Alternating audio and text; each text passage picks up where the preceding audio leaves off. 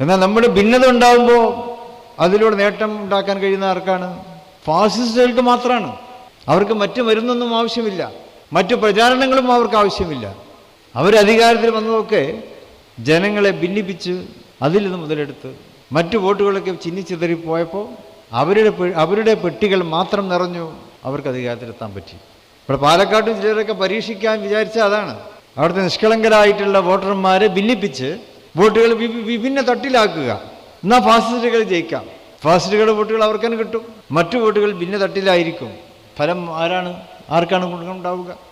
അപ്പോൾ ഇത്തരം ശ്രമങ്ങളെ നമ്മൾ കരുതിയിരിക്കേണ്ടതുണ്ട്. അത് പ്രസംഗങ്ങളിലൂടെയാണെങ്കിലും പരസ്യങ്ങളിലൂടെയാണെങ്കിലും അതിനെ കരുതിയിരിക്കുവാൻ നമ്മൾ ശ്രമിക്കേണ്ടതുണ്ട്. അറിഞ്ഞുകൊണ്ട് തന്നെ നമ്മൾ ചില ചെയ്തികൾ ചെയ്തു പോകുന്നു, അതിനെ വിമർശിക്കാതിരിക്കുവാൻ നമുക്ക് സാധ്യമല്ല.